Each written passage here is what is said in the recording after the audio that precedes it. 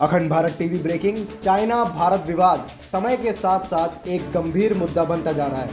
9 दिसंबर को चाइना के सैनिक LAC क्रॉस कर बंकर्स बनाने की कोशिश कर रहे थे और जब भारतीय जवान की पेट्रोलिंग टीम वहां पहुंची तो भारतीय जवानों ने उनका विरोध किया।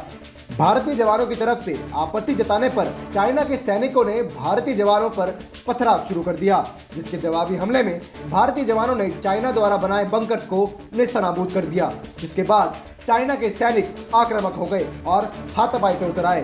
भारतीय सेना ने बहादुरी से चाइना को आक्रमण करने से रोका और उनका डटकर सामना किया और दोनों छोर के सैनिकों के बीच जबरदस्त हाथापाई भी हुई। इस झड़प में दोनों छोर के सैनिकों को चोटें भी आईं।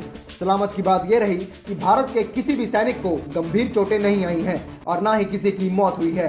इस झड़प के बाद आज संसद में रक्षा मंत्री राजनाथ सिंह ने इस मुद्दे पर रोशनी डाली। आदरणीय अध्यक्ष महोदय, मैं इस गरिमामयी सदन को अरुणाचल प्रदेश के तवांग सेक्टर में हमारी सीमा पर 9 दिसंबर 2022 को हुई एक घटना के बारे में अवगत कराना चाहूंगा। प्लीज स्टेटमेंट के बीच में नहीं बोलते। नो प्लीज में छुट्टी भी थी। 9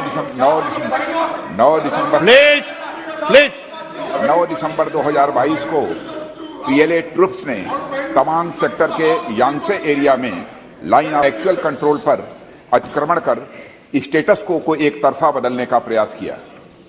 चाइना के इस प्रयास का हमारी सेना ने दृढ़ता के साथ सामना किया है अध्यक्ष महोदय, और इस फेस ऑफ में हाथापाई भी हुई है। भारतीय सेना ने बहादुरी से PLA को हमारी टेरिटरी में अतिक्रमण करने से रोका और उन्हें उनकी पोस्ट पर वापस जाने के लिए मजबूर कर दिया अध्यक्ष महोदय। इस झड़प में दोनों ओर के कुछ सैनिकों को चोटें भी आई हैं और मैं इस सदन को अवगत कराना चाहता हूं कि हमारे किसी भी सैनिक की न तो मृत्यु हुई है और न ही कोई गंभीर रूप से घायल हुआ है। इंडियन मिलिट्री कमांडर्स के टाइमली इंटरवेंशन के कारण PLA सोल्जर्स अपनी लोकेशंस पर वापस चले गए अध्यक्ष महोदय, और इस घटना के पश्चात एरिया के लोकल कमांडर ने 11 दिसंबर 2022 को अपने चाइनीज काउंटर पार्ट के साथ स्थापित व्यवस्था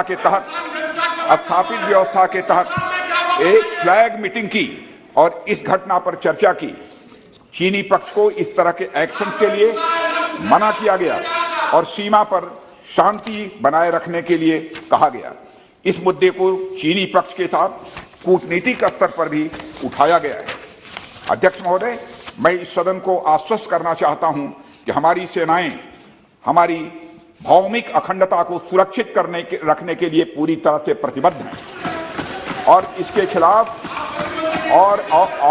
खिलाफ किसी भी प्रयास को रोकने के लिए सदैव तत्पर है हमारी भारत की सेना। और मुझे विश्वास है कि यह सदन हमारी सेनाओं की वीरता और साहस को एक स्वर से समर्थन देगा।